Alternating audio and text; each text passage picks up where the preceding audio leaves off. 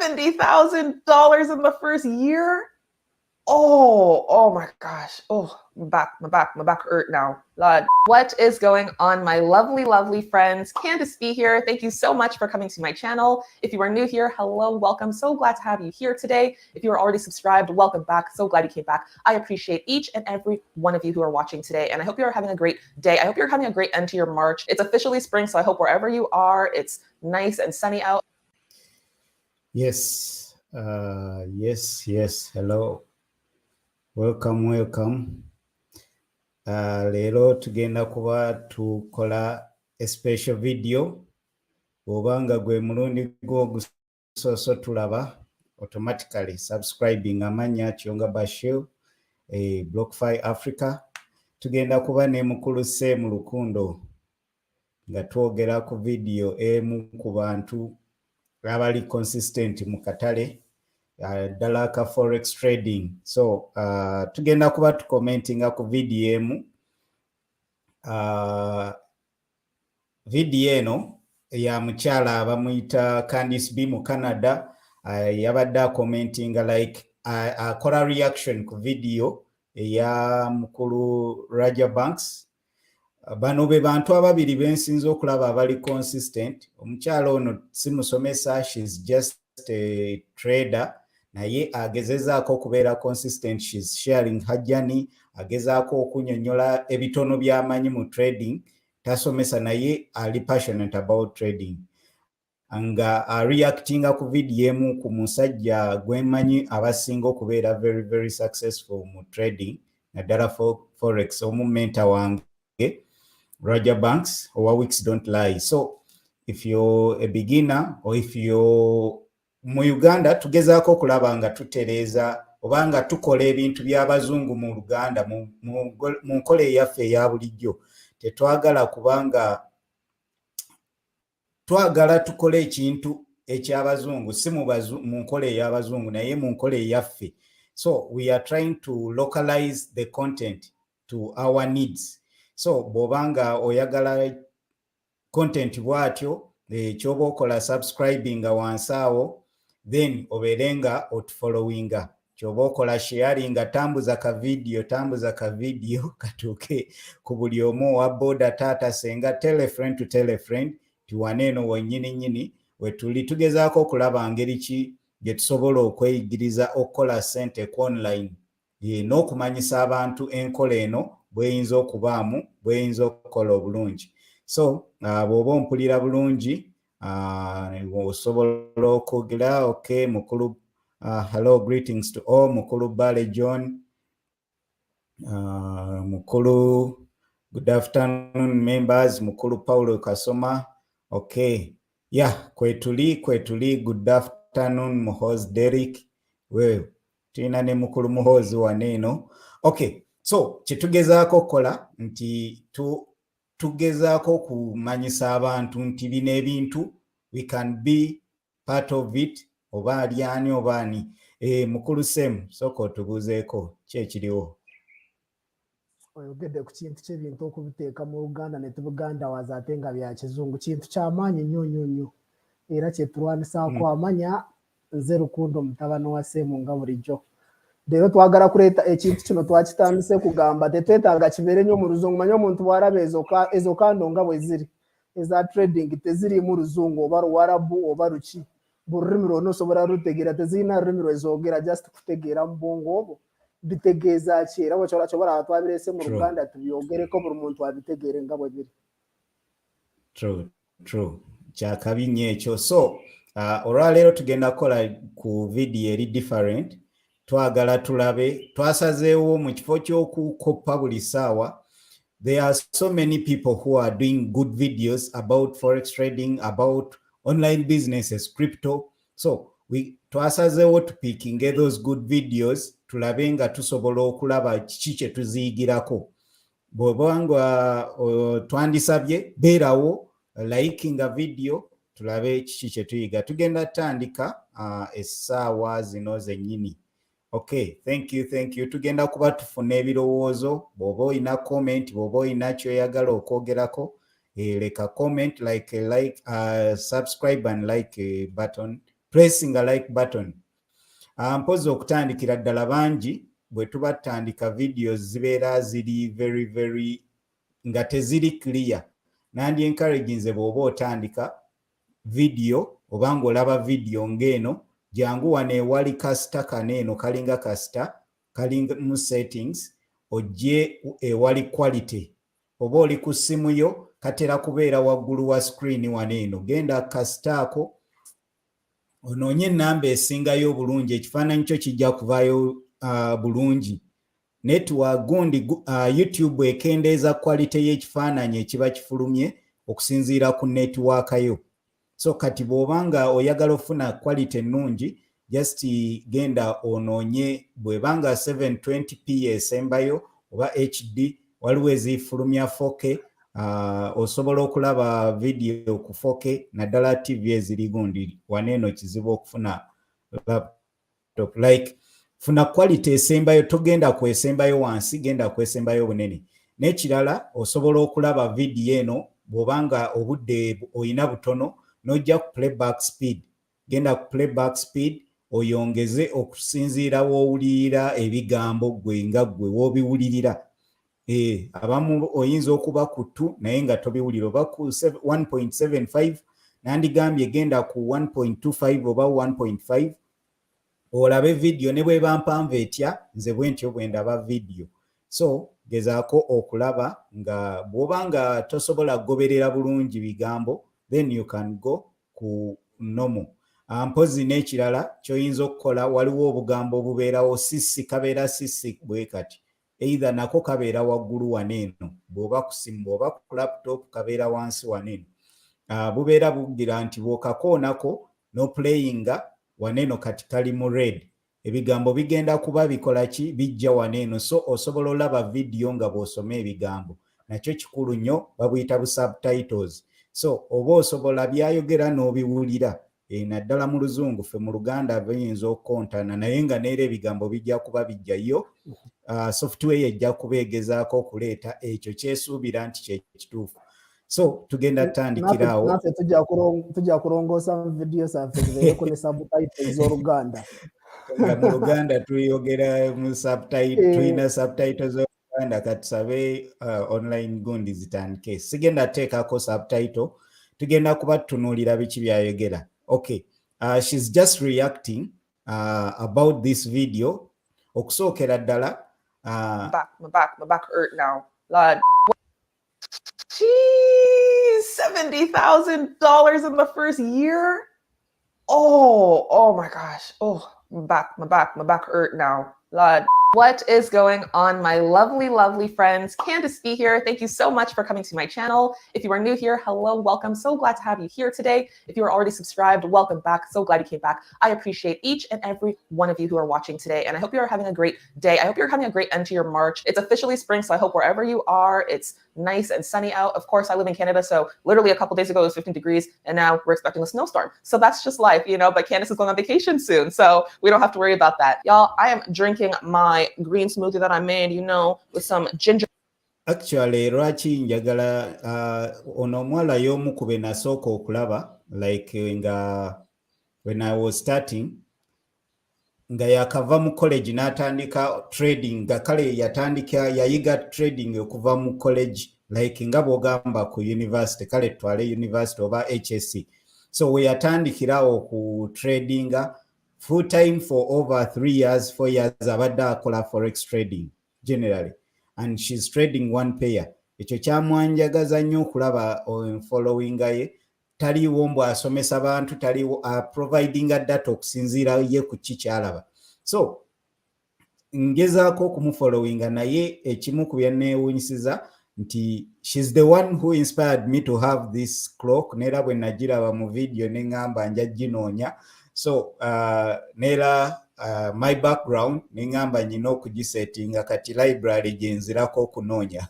Simanyi mukulu Semu ye yamwagalako ki. Nze library yange ntambula nayo.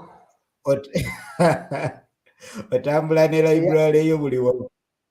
Eyange si y'Abazungu, naye library zange mbeera nazo. nange nziganduwaza mu Luganda sirina wentereka bitabo naye nange ntambula nabyo omanyi omusajja omu yagamba bwe oyagala kukweka Abafirika amagezi gateeke mu bitabo tetwagala kusoma kati nze bwe naraba ekyo ne ŋŋamba kale bwe mwakyogera bwe mutyo nange kantandika okusoma ebitabo kati ntambula nabyo bwembe oba mu baasi oba ndi mu kulya ndikulanga akatabo kano how to enjoy your job. Okay, katuwulirize biki Candice byagamba.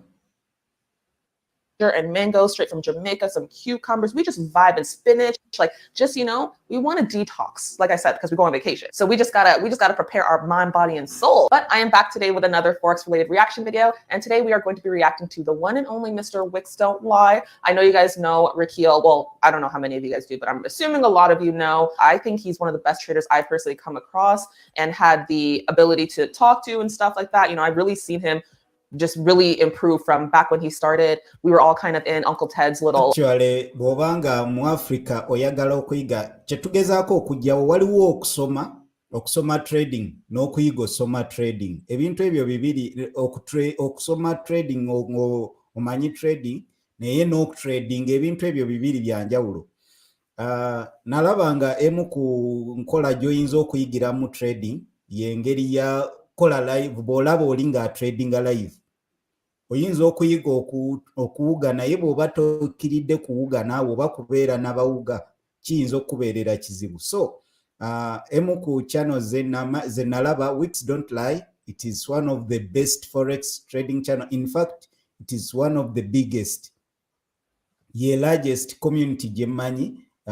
He's my mentor, bamuyita Raja Rakil, musajja mu Pakistan naye yasomera Canada kati yavaayo yadda Pakistan. So bw'obanga really abeera ne live streams sometimes, so you can be part of it.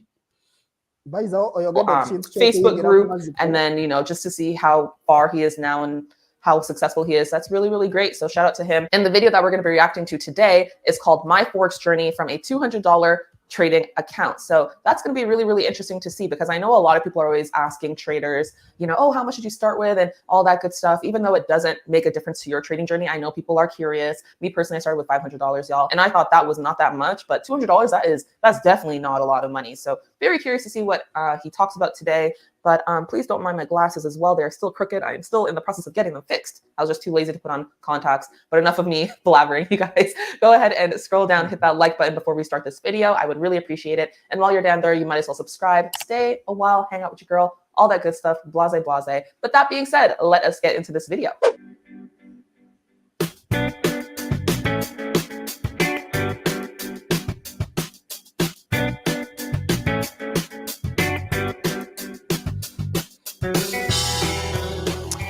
What's up, everybody? This is your host, Raja Banks.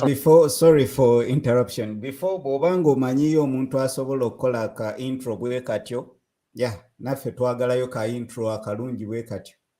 Ka intro bwe butyo ng'otandika video, something like that. Mukulu Lukundo oyina gw'omanyiyo. Tujja ka designing omanyi ffe ebintu byaffe byonna ffe twagamba tulina UPE yaffe tetulina atuyamba. Era byonna ne bye tukoze teri yatuyambyeko ekinene, era nako tujja kutinkuula eyo tugende tunoonye tukeekolere kyemanyi. Kangu kyemanyi sikazibu tukakolako research. Okay, katujja kafuna. From New York Station live streams. Now, my trading journey goes back to April 2016. My first account was at IC Markets. We've moved on to Dominion Markets now. My first account was a $200 account in April. And I mean, hey, as we all know, when you start your first account, you know, in trading, you can make a lot of money. You can do this, you can do that. It was a $200 account. Needless to say, I blew it, right? Then... Not the rhinoceros long sleeve. Why does that rhinoceros have a leather jacket on? Raquel, what's going on, my guy? I started back up again, took a course, started with around $700, you know. Okay. Kyensoose okugiramu kweno video nti abantu abasinga tulowooza nti abazungu batandika ne sente nyingi mu trading. Kyemmanyi ye yennyini yagambye nti yatandika ne dola just $2. $2 mu za Uganda nyingi bikumpi kakadde $80,000. naye ye nga ye yatandika ne dola 200 ebyo mu bazungu nyingi naye si nyingi nnyo according to them. So abasajja bazinywamu caayi. naye essaawa zino agamba nti bwe yatandika yali amanyi nga ffenna bwe tutandika ogenda kukola sente nyingi nnyo nnyo obeere mugagga.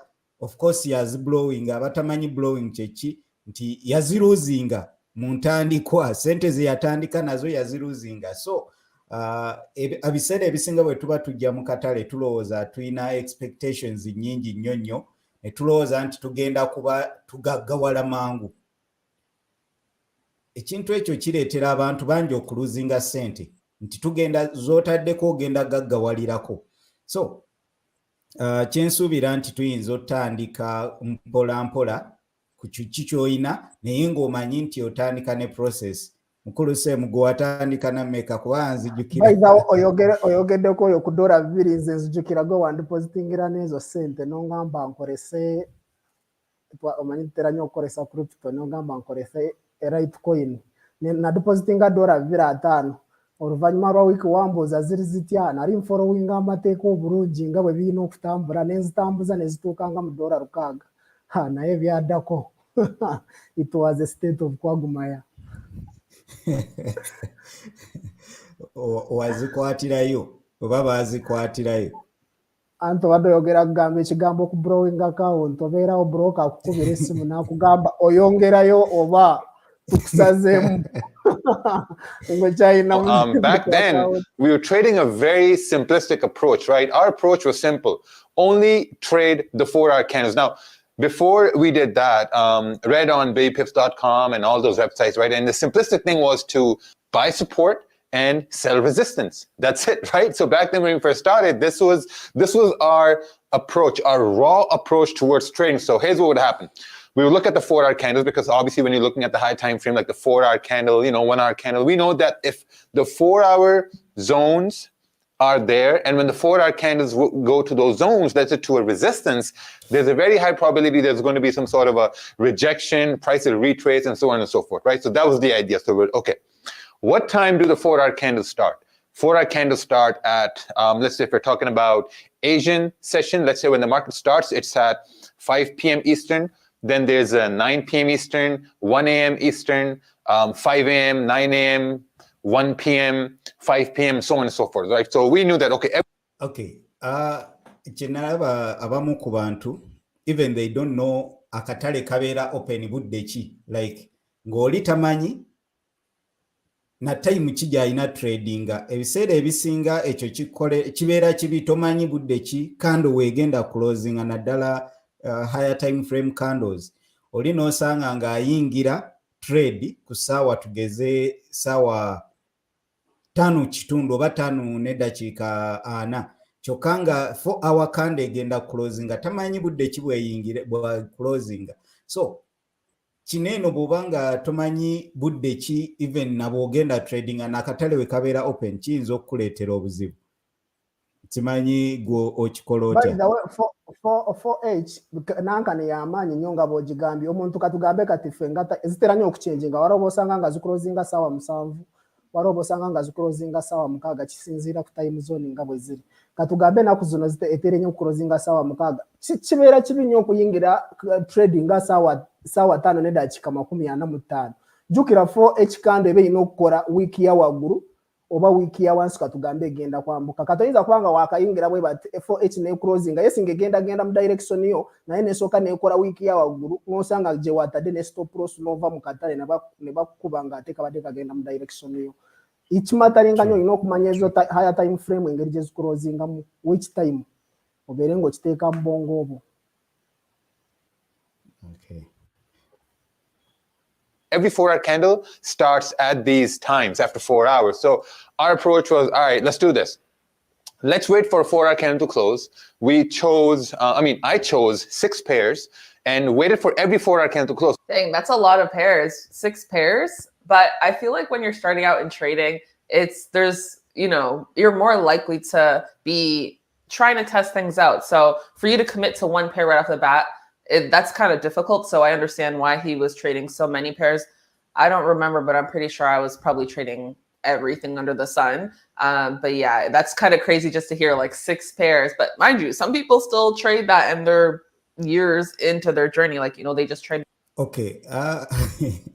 Ayogedde ku kyoku trading more pairs like ndowooza buli omu oba yegundi yaffe buli atandika nti ogenda okwesanga nga otandika ne pairs nyingi even her olaba agaye mbu that is a lot naye everything yali atradinga buli kimu ogenda okusanga ng'oli atunuulidde like 10 pairs zonna ayagala zitrading ayagala zikola mwali mu katale atunuulidde 10 pairs atunuulidde 6 kiba kizibu obeeranga akwata buli wamu waneeno nze in fact gwe nayigirako naga bw'oba oyagala kubeera consistent focus to 1 or 2 pairs a day osobola okunoonya zonna zonna n'okola analysis naye n'opiikingamu 1 or 2 pairs ezisinga gundi ezisinga setup ennungi mu kifo ky'okutunuulira zonna zonna tosobola kulya buli wamu nze oyogedde ekyo kintu kya payers nze na tradingako ne currency ya Brazil nga bangambe movinga bulungi okugiyingira nga erina spread ya pips 20 ogenda kuva mu drawdown ng'oluwala nnyo ekintu kya payers buli omu yakikola twatradingako payer nyingi nze nanoonyako ne broker akolesa UGX nga njagala kutradingako eza Uganda nengamba ze ntegeera obulungi naye waliwo ekyettera nnyo okugamba ku kintu kya payer kati nga nze ennaku zino ntradinga payer mu GJ ndina engombo gye ntera nnyo okugamba mbu omuntu bw'alwawo nnyo ku kitundu amanya lwe n'atonya gy'eva gamba ebirengere gye biva ku kasozi kali tuyinza kufunamu kibuyaga mwene enkuba kati ekyo kibeera kirungi bw'osigala ku payer emu ejja kuyamba kati nze essaawa zino ennaku zino ntradinga GJ era njikolamu ssente nembeera bulungi lwakuba mba amanyi lwe n'atonya ddi bw'ekola ego ng'omusumaali gwange wengwagalira mba manyi awo kanaabe mu ngalo essaawa y'okulya entuusi.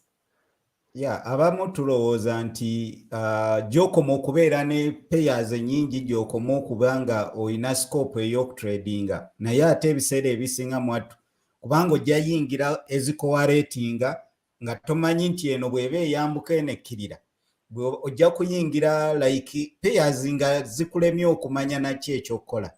So njagala nnyo engombo yoyo Warren Buffett ye yagamba omanyi ffe abatradinga payer nyingi twalina kye twekwasa mbu don't put all your eggs in one basket naye ate Warren Buffett ye yagamba I put all my eggs in one basket and I watch it bw'owakinga ekyo ekibbo kyoga kyonna kirimu amagi oyinza okuga protectinga kusinga mu bibbo bingi gakwatika kwagamu n'osanga ng'okoze rosi.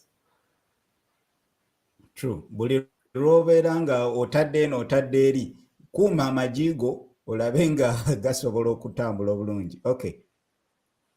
Multiple pairs, but for me, I think that's like crazy. Like I can't keep up, you know? So let's say if you have AUD JPY, right? Australian dollar and Japanese yen. And if the 4-hour candle is at a resistance, just mindlessly, we'll just say, okay, like, 4-hour candle is at a resistance. Let's take a sell, right? Took a sell, stop loss is 15 pips. And on a 4. Yeah, Rakil is known to have like really tight stop losses. I don't know if he still trades like that, but I remember him always just having very like strict stop losses. And I'm like, dang, like you have some discipline. And he's a very patient trader. He's definitely a very patient trader. He's not greedy.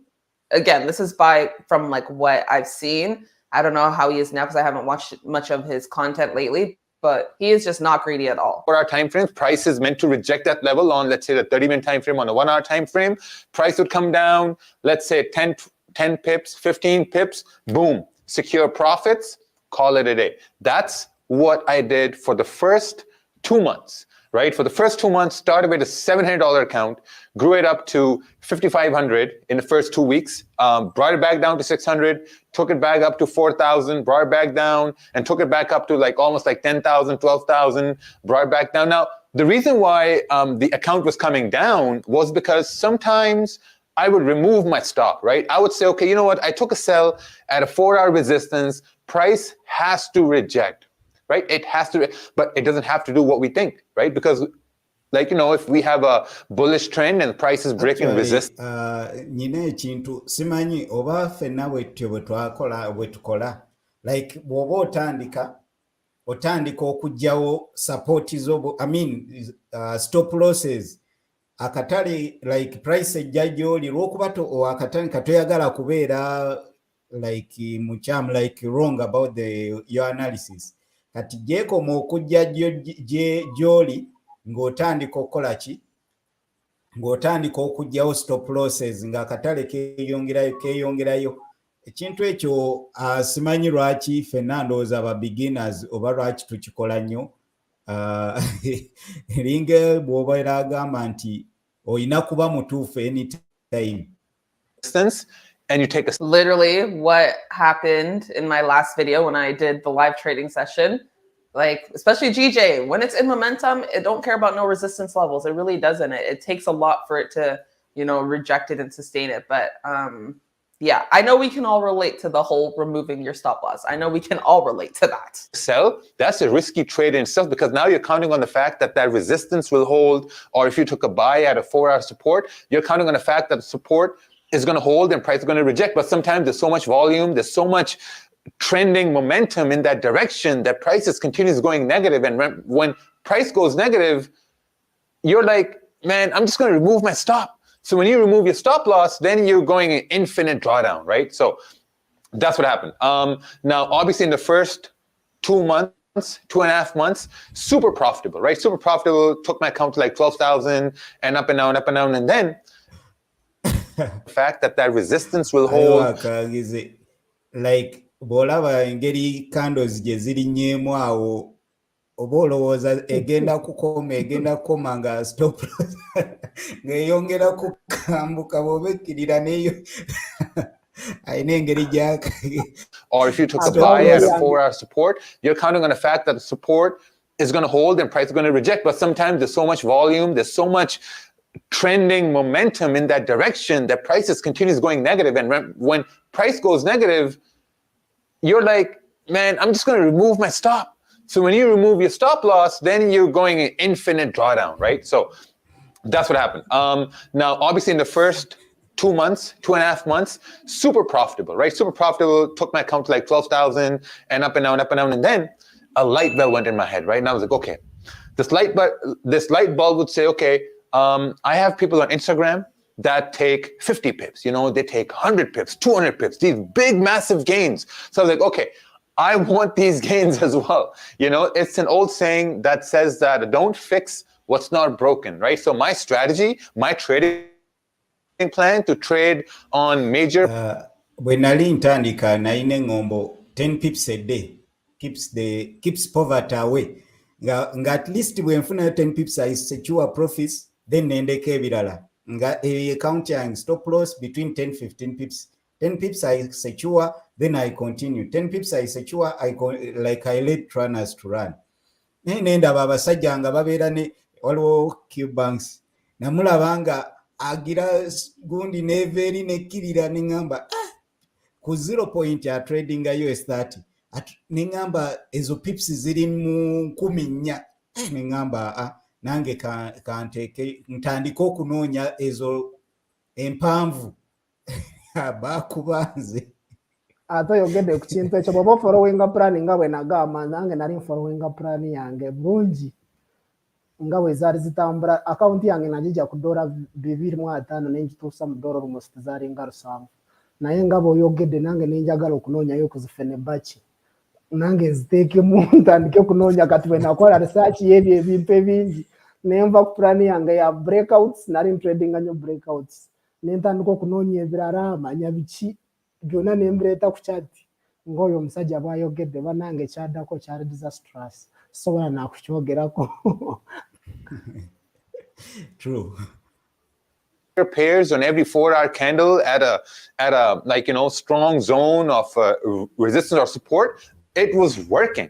But then I was like, no, I need more. I need more pips. And that's what I did. I started learning about, you know, Fibonacci's and trend lines and harmonic patterns, Bollinger Bands, EMAs, and I took all this information and I put it in the charts. What happened when I put it in the charts? You know, disaster, you know, because my strategy was simple. Now I implemented a lot. I implemented like a full-on mixture of 4 or 5 different strategies in my charts and things started to fall apart. this started to fall apart. I would take trades on the 4-hour time frame, and I would start managing the trade on the daily or the weekly if it went against me. That's what happens to most of you guys, right? That when you take a trade, it goes in drawdown. You're like, oh shit, this was a scalp trade. And if this was a scalp trade, it's going in drawdown. Let me take a look at the higher time frame. And when you he's speaking facts. It's like, nah, the higher time frames. There's a level there. There's a zone there that it's gonna reject. Like, I know I'm gonna hold on to it until it gets to that zone, and then it's gonna reject that. It gets to the zone, blasts through it.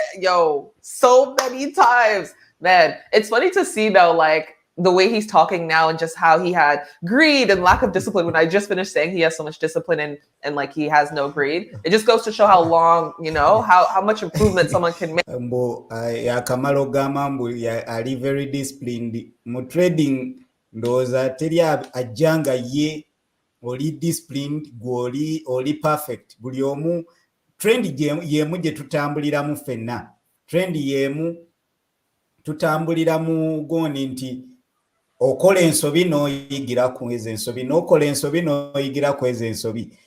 Teriwa ajjambu kati nze bino byonna nzize mbimanyi. No, yatandika bulungi, aleese buli alowooza. Omanyi bw'otandika oba olowooza nti omanyi, nga waneeno kandabe mukulu Mala agambye, time comes and you think you're wiser than the market and start drawing otandika okulowooza nti kati either by'otamanyi bye bikubya oba kati omanyi nnyo akatale kalina kukola nga bw'oyagala. Simanyi owagwe waliwo ekintu kye wangamba nga Rukundo bw'oba okola ebintu byonna tojja mu stop loss. Naye nange nali njagala kulaba bw'ojja mu stop loss owulira otya. Nenjija mubeera ng'akaana akaagala kukwata kutaala n'okagaana. Nengamba lwaki bangaana obutajja mu stop loss. Ate nze ensobi gye nakola najja mu ne stop loss ate ne ntandika okuaddinga closing trade. Natuuka ekiseera ezaali ntono nenoonya okukwata ne wabula. Nga bwe closing eno neyambukira ddala nenoonya in a certain amount of time, but yeah, very relatable, man. You take a look at the higher time frame, the higher time frame is still in your favor, and you're like, okay, this was a scalp trade, now it's a swing trade. You get it, right? So those are the things that really held me back, right? I started to lose and lose and lose, and I think the first year I lost almost like $77,000, almost all of my profits. Jeez, $70,000 in the first year. Oh my gosh. Oh, my back hurt now. Lord, my back hurt. And it stressed me. That's hectic. emitwalo 7 egya dola bw'okubisaamu waneeno emitwalo 5 tubeera mu miliyoni nga mmeka? Emitwalo 2 gibeera mu miliyoni nga 7 mu emitwalo miliyoni 2 plus miliyoni 2 mu imagine ng'ofiira eyatandika n'ebibiri ebya dola kati ali mu mitwalo 7 gya naye ffe ndowooza ekituyamba obutaluzinga ezo sente lwakuba twali tetuziina.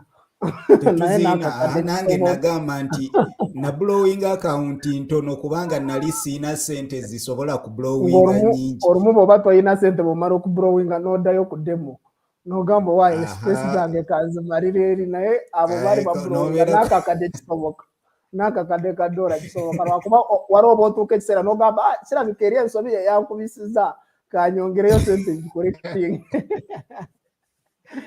Otuufu toyiza kati otuuka n'olyongera n'obeera nga olinga mulalu nga oyongeramu bwongezi n'oblowinga naye kati bw'oba toyina. Waliwo olunaku lwe nanyiiga n'engamba baali bankuba trading nga 3 n'engamba nenyiiga nenteekamu lot size nene n'engamba oba bagiblowing nakomawo oluvannyuma lw'essaawa emu ng'eblowinze nenzikakkana n'engamba at least mugiblowinze mpulira kati ndi bulungi. Otuuka n'omanyira okuluzinga. Oh my gosh, why am I feeling like hot now? Like I'm feeling stressed just from hearing that. That's crazy. And he still continued to trade after that. 70,000, man, kudos to him. By the end of that year, it was up to like 100,000. I withdrew all my funds and went somewhere else and this and that, but it was just disaster, right? So when those things happen, because you need to understand when you're going through a consistent losing streak, when I was going through that losing streak, it's a devastating feeling. Right? Devastating feeling. You're losing every day. Your morale is down. Your ego's down. You can't tell nobody because no one's going to listen to you. No one's going to actually understand. No one understands. No one understands.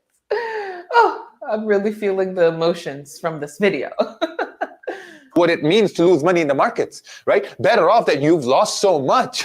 You don't have the balls to tell somebody, hey man, I lost this much in a matter of, let's say, days, weeks, or months, because it's embarrassing. And now, what happened at that point, right? When you're going through a losing streak, when I went through that streak, here's what I did.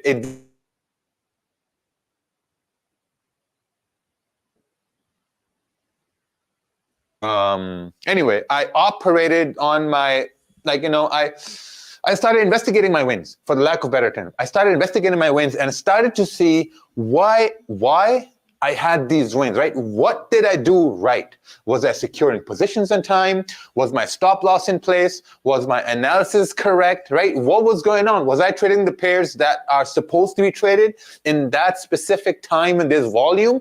What did I do differently? And I started to understand that, okay, all of my winning trades were taken in high volume times. You know? Yeah. Ebiseera ebisinga tuluzinga ne tuluzinga no losing no werabira. Even n'okugoberera your own plan nobanga tomanyi kiki kyagoberera tomanyi should I kiki kyo trading nga tokimanyi olinga avuga kigaali kitaliimu buleeki sibaji bakuba nnyo n'otuuka ekiseera n'owunga n'ogamba waliwo bwe bankuba n'enduzinga trade zaalinga 10 naye natuuka ekiseera nga bwe ndaba head and shoulder gye trading bwe ndaba kano gye trading natuuka ekiseera neneebuuza naye tradinga ki nange neebuuza nga bankuba nnyo n'entuuka ekiseera nga mpunze sikyamanyi strategy siina plan siina ki.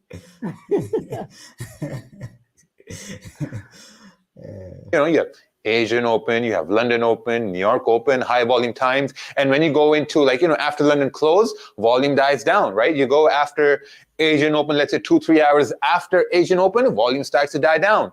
A couple hours before London Open, volume dies down. So all my losses were in when volume was down. And when I look at it logically, right? So when I looked at all my statements of losses, which I had from IC markets, now we move to Dominion markets, they were all haphazard trades, like trade after trade after trade after trade. So when I was winning, my daily trades were like 3-4 trades, daily trades, 3-4 trades. But when I was losing, my trades were like, 10 trades a day, 15 trades a day. I was using Fibonacci's on the 5-minute time frame. I was using EMAs on the 5-minute time frame, 10-minute time frame, Bollinger Bands on all smaller time frames. It just made no sense. Made no sense at all. So I had to turn things around, because I've lost so much that I said to myself, okay, you know what, Raja Banks? See, that's the thing. Like, it really does taking that ability to go back and just reassess, investigate why things happen. Because how are you supposed to know how to improve if you don't go back and see, what you've done right, what you've done wrong? I really like the fact that he went and looked at his winning trades, because a lot of us, like even me personally, I'm always like, okay, let me go back to my losing trades and see what I've done wrong. But I like that he went to his winning trades and he looked at what he did right, so he knows to copy that. Because I feel like when it comes to losing trades, it's okay, you try to avoid it. You try to avoid it from what you've seen, like from the losses that you've already taken, you try to avoid that. But I feel like it's better and there's a higher chance of success now that I'm thinking about it if you look at your winning trades, because you just look at those same patterns that you've taken before and just do those, take those trades. You know what I mean? As opposed to always having to remember, oh, let me not take that trade because last time I lost. Instead just, look at, oh, I took that trade before and I won that trade. So let me. Okay. Ayogedde genda kugundiyo noonyereze kuki investigate oba review oba preview ku byobadde okola kye tukiyita postmortem. Naye mbadde ndaba waneeno ku gundi ya mukulu Malenga agamba nti and journaling all your trades. Bw'oba toyina journal, bw'oba toyina wooteresa ebintu byo, toyina journal, toyina screenshot at least, toyina kati onomanya otya nti zino trade nti kanzireyo emabega journaling oba investigating ebye mbadde nkola. By the way, oyogedde ku kintu ky'okujanolinga njukira waliwo ne screenshot gye nakusindikira omanyi nze trade zange nyingi zonna nazijanolinga ngeze mu mwaka gumu emabega natuukayo ne ntandika okuziyitamu waliwo screenshot gye nakusindikira ne ngamba naye lwaki natekinga eyo trade was I mad oba kiki wala tugamba trading is a journey the more n'okola jano n'otuukayo n'orabayo mistakes ze wakola kati ng'eyo trade n'obwemba ntamidde kwenkana sawa zino sobola gitaking naye by that time I was taking it. True. Just bw'oba toyina jano ezo zimu ku mistakes ze tukola ne tuba tetumanyi kiki ekigenda maaso. Nga toyina campus. True. Okay. You know, take that type of setup again. So if that makes sense, I'm just kind of all over the place, but I really, really like that he looked at his winning trades, and I'm sure he looked at his losing trades, but I like that he pointed out that he looked at his winning trades and figured out, okay, what helped me to do that? Like, what helped me to win? What can I do to replicate that? So that's awesome. The train of losses has already left the building. You're way far ahead to quit now. And that's what happened. At the end of the day, I was like, you know what? Logically, over trading is not working. Over risking is not working. What I got to do is focus on 1 or 2 trades. It's going to take time, right? It took time. It took 8 months for me to lose almost 6 figures. Now maybe it can take 8 months for me to get consistent, right? And if I can get consistent, my confidence is going to go up. My ego is going to go up. Naturally, my risk is going to go up. And when your risk goes up, your monetary return gets bigger. So that's what I did. I started focusing on 1 or 2 trades a day, 1 or 2 pairs, and things turn around automatically because you start to understand why pairs are moving. You start to understand, like, you know, why certain things are happening at certain times, what news means for certain pairs, and so on and so forth. Right? So it's very simple. So if you're going through like a big drawdown right now, just calm down. Calm down, man, and take a step back. Take a step back and start rationalizing things. Because a lot of us, we get involved in our drawdown so much we can't think clearly. So if you want to think clearly, you got to focus on 1 or 2 trades a day. That's a simple approach. You guys see us do it in the live stream every day. Hope this helps. Take this information in the next week, and inshallah, you're going to have an amazing week, better than the last weeks you've had. Take care.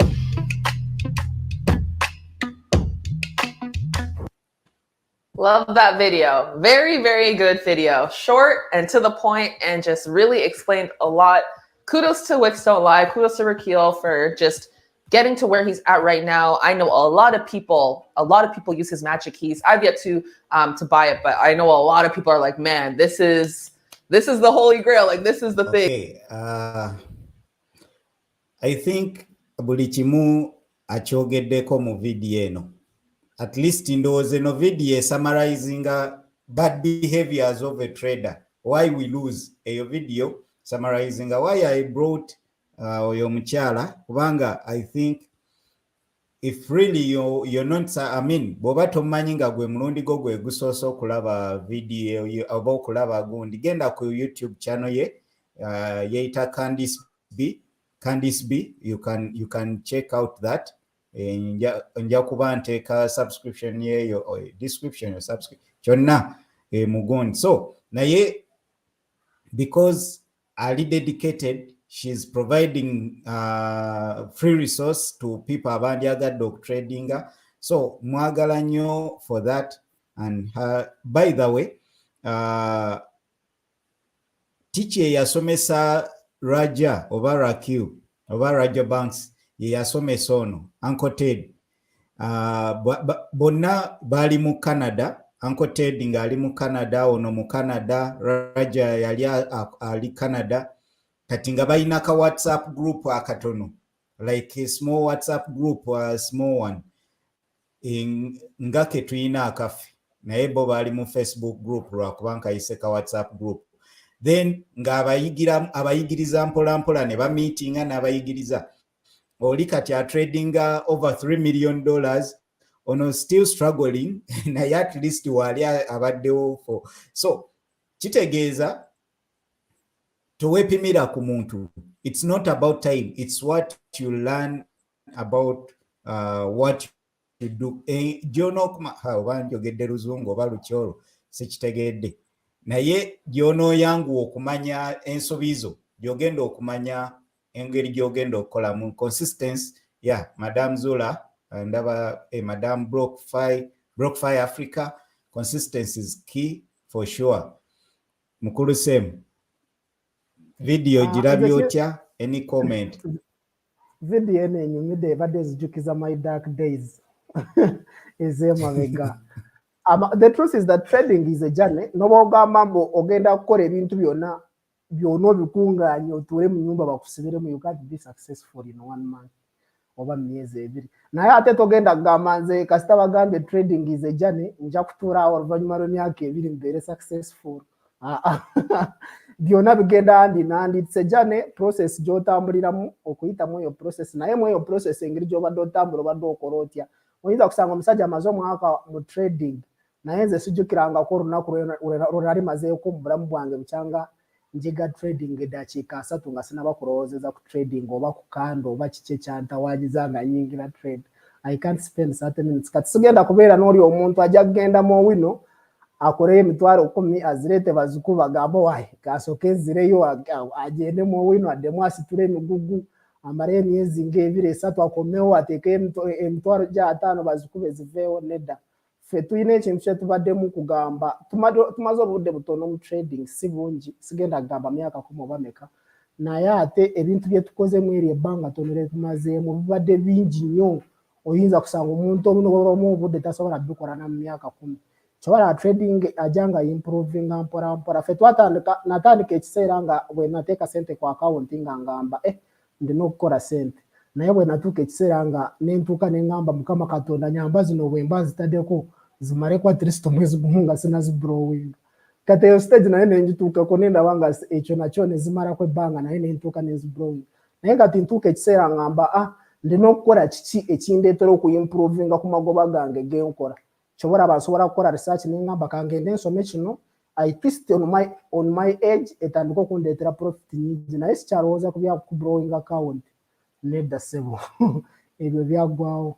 Ekyo kintu kye mbadde nsobola okwogerako. Ate n'abantu abangi kukola jano twetereze mu mitwe gyaffe, kukola jano mwetereze mu mitwe zaffe nga tusoma ku psychology books. Nze akatabo akasinga okunyamba era nze ntera nnyo okukayita The Ornament on Christmas Tree.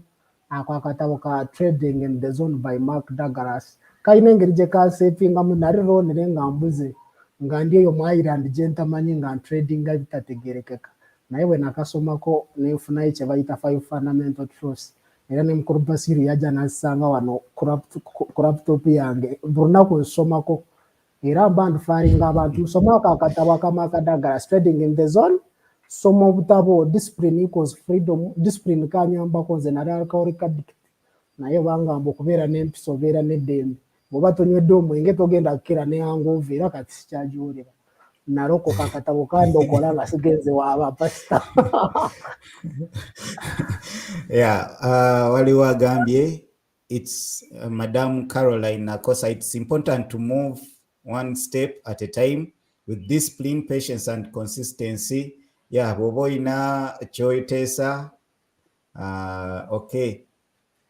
Okay, mukulu nganda Joseph Male agambye it's not about knowing English. Tekiri kumanya luzungu, teweetaaga kubanga omanyi luzungu. Kiri olaba ne Raja musajja mu Pakistan yali ayogera, bw'olaba Abapakistan engeri gye boogeramu boogeranga in fact balinga bayindi, naye oluzungu yaluyiga bukulu. So naye ogenda okulaba kutegeera concept mu lulimi lwo. Nze ngamba nnyo nti Abachina be bakola amasimu bye bakola gadgets ezisinga zino eziri electronic biri mu luzungu, naye oyinza okumusanga ng'ayogera oluzungu n'oseka kanga yakola ebintu oluzungu lwenjagala omuntu lwe yeetaaga okumanya ku trading mpozi nga ageze ku MT4 okunoonya sale ne buy obugambo buyige bwokka bwe bwetaagisa mu luzungu lwakuba MT4 teri mu Luganda, naye ezo candles ze trading erako line zetukuba se za luzungu. N'aba French ba tradinga, n'aba China ba tradinga, n'aba Japan ba tradinga ate nga bakolesa mu lulimi lwaffe. Kati naffe tu tradinga wano twogera Luganda. tukitegeere. Okay, so mukulu Raymond Kagwa, so wonderful, this is so worth it. Okay, webale.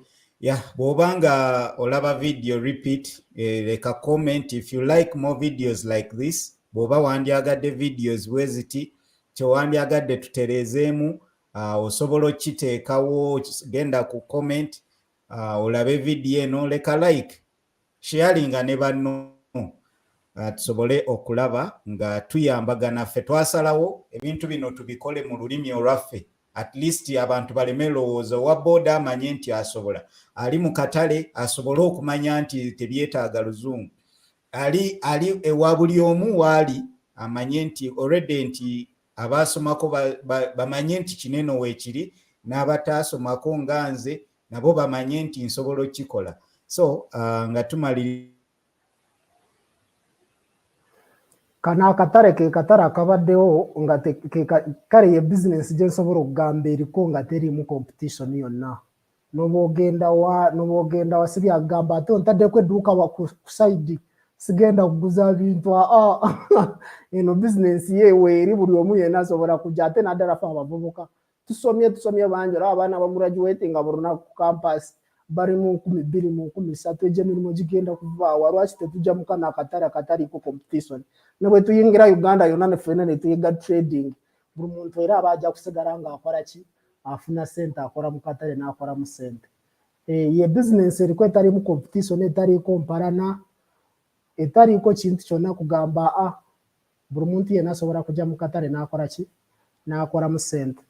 Okujjako nze kyensobola okugamba okwongereza ku ekyo kugamba tulina okuyiga, bw'omala okuyiga technical analysis n'oyiga n'ofuna egyo concentrating nnyo ku psychology, teriho regular trading gy'ogenda okujja ku kyatu kugamba nze nina okuyiga kano, bakugamba n'obwabeera ani kabeera ani katugambe n'oyo omusajja gwe tubadde twogerako gwe tulabanga ali successful mu trading, naye akugamba waliwo bafuna losing streak. Waliwo video ejuzi ye gye nalaba n'agamba mwana omwezi gw'omabega gwabadde mubi. It's just a bad month but sigamba gumalawo. Era oba olina okutereeza mu bwongo obwo bw'oba oluzinga olina okwegendereza nnyo, revise your mind, naye bw'oba owini no problem. Naye be careful otera nnyo okukolera actually nyina bangi abantu balowooza trading is perfect kubanga kye balaba ku social media, ku YouTube oli alaga how I made this, how I did this, $500 to this. Naye bw'oba oyagala kulaba batono, kyobola ffe twagambye katukikole live. Bwe tuba tuluzinge live abantu bamanye nti n'okuluzinga osobola ne bw'oba okoze kineno. So ffe Monday to Friday tubeerako live kusaawa kumakya okuva saawa 3 nga twanalizinga opportunities. So ekikulu kumanya nti osobola okukola ekintu kineno. Waliwo agambye Caroline Nakosa, it will benefit you as a trader when you identify your own trading plan. Yeah, banji tebamanyi na trading plan which you should follow always. Okay, tweyanziza nnyo. Mukulu John, how many times have you blown your demo account? Blowing a demo atobeera muzibu nnyo mukulu trading wenamanyira ngu trading ebeera psychology na blowing nnyo accounts nengamba naye lwaki blowing nnyo account kati nefunayo demo account emu nengamba nina ogiblowing account yaddemu okublowinga sebo ate negendera ddala mu profit. Wenamanyira mbu awo omuzanyo gwa trading gwa psychology nagamba nakolako ekintu nengamba nina okublowinga ku account emu nenfunayo demo ya $10,000 okugiblowinga namaliriza nga eri mu $23,000 ate bwengamba kandi kati malirize trading alone is suicide mission. Okay, yeah, trading eri psychological nnyo. Tujja kwongera okulaba about just follow us, subscribe bwe gubanga gwe mulundi gwo ogusoose, subscribinga, leka comment. Madam Nakosa agambye to the presenters, Uncle Sam and Bashir, thanks for breaking it down using the language that much easier for us to grasp. Ate oluzungu luwanvu ennyo naye nga kyekyo tusanyuka nnyo kubanga lwakuba waliwo omusajja yakolako embaga n'asala ente n'anoonya abali ennyama bonna ne babula ne bagamba oyo omusajja yeepanka katajeerire naafe bwe tuyogera n'obiwulira kibeera kirungi kibeera kirungi nnyo bwe tuba twogera ebintu nga mubiwulira ndowooza tuli kumpi okuwunzika kambeere nga nkola rimaaki yange esembayo omukulu Basiru n'oba batampadde mukisa okugikola nze ngamba nga tumaliriza banange okusoma tusome ebitabo bya psychology about trading kijja kukuyamba nnyo okuimprovinga trading yo nga bwe njogedde nagamba mbu ngenda ku borrowing account ku demo yandema kitegeeza ekizibu the problem is not at the chart ekizibu kibeera mu mutwe gwaffe chart teyina buzibu chart ye yambuka nga bwekirira ng'etuwa kye tuyita endless opportunities ez'okuyingira trades ez'okuva mu trades ez'okucutting on your losses kwongera ku trading owininga omanyi wano bwe tuba trading teringa mupiira gambo betinze ogenze ku side eri nga Arsenal ojja kusaba Arsenal ekkubira omupiira nedda trading ekigifuula abantu okubeera successful mu trading te successful omuntu agamba nze ndi successful mu betting naye we have successful traders because we make educated guess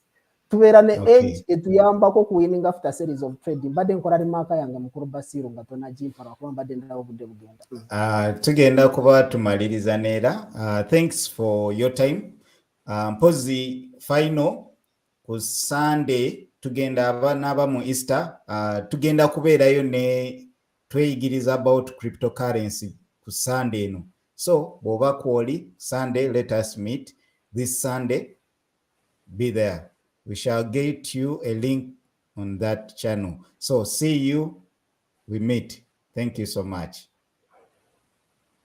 kulusem tusibuleko buli omu mwagaliza wiiki ejja namwe temubrowing account nga ze na browing ekirungi mulina omukisa gwaffe okutulabirako tukola nga shield engabo okola bye nakola bw'obikola gwamanyi ekinakutuuka